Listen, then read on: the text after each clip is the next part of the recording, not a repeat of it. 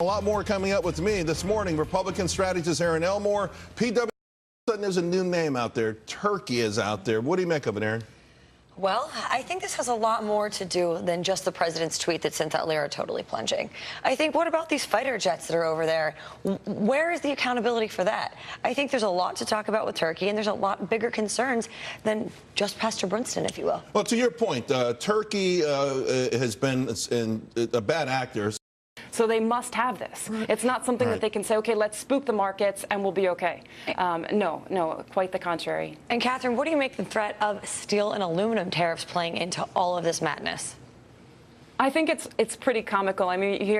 Be quite frank with you, when soybean prices were cut in half from 2012 to the inauguration of President Trump, I never read a front page story in the Washington Post or in the New York Times or even the Wall Street Journal. I'm glad the media feels sorry for them now. But how much pressure, how will this work? Because it's an obvious tactic. Well, I think what the president realizes that his tweets move the market. His tweets have an impact on the global economy. So he's just going to keep doing exactly what he's doing, and we're going to see the results be exactly the same. But it's a high-risk game. It is. I think it's also a long play, especially with the tariffs. He's not in it for the short game here. He's really in it for the long play. And as we spoke of earlier, the American people seem to be behind it. His base is in complete simpatico with him. Well, we're going to get the numbers from the transparency is the thing that props up our capital markets. So I think if you had less transparency and less financial reporting, I think that would be a bad thing. So. I feel like a lot of these startups don't really need to be a publicly traded company anymore. I feel like the reasons you go public, liquidity, branding, access to capital, and institutional credibility, Elon Musk has that without this. And you see companies that are huge juggernauts like Airbnb, they're like, we're going to go public on our own time. It's not really as necessary as it was 10 years ago, right? It's called the exit plan. Out of the store because they want it right then and there. And so what we do is just listen to the customer and then try to work backwards. And omni-channel is definitely the way customers are shopping. And Americans seem to be absolutely, utterly obsessed with a good night's sleep. How are you feeding into that with your marketing? Are you going to have sleep pods in your store locations? What's going to be the key to getting that good sleep? Yeah, so part of our broader thesis is that sleep is becoming the third pillar of wellness.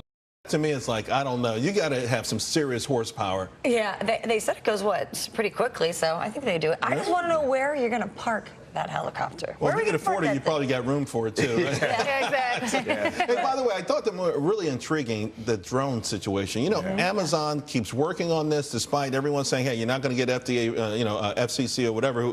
Who's in charge of this guy's approval, right? FAA, right. You're not going to get approval, but they're working on it. And I think this is going to happen sooner rather than later. And I really believe this will be around the corner where we're getting these packages. We order something online and a drone drops it off at our house an hour later. It makes all sense in the world. Our mailbox is going to look totally different. Yeah. Because I need my iPhone. And they're just everywhere. Right. It's like mosquitoes and flies all over the place. Sounds personal. Except they hurt your ankles more, right? But, Kurt, I understand how this can be a little bit of a nuisance, but isn't this sort of the fired up California version of cutting your nose to spite your face? You're not even allowed to drink out of a plastic straw anymore in California, yet these people think it's acceptable to pollute the environment by lighting them on fire. Is this really the right answer here? Can't we think of a little something a little more copacetic? I don't know if it's the right answer, but what you know what? You've got some truth in what you're saying, but the fact of the matter is, this is simply the first community that you're going to see these in, and I don't care where you live in the U.S., you're going to see these happen in your community very soon. Be huge. Huge.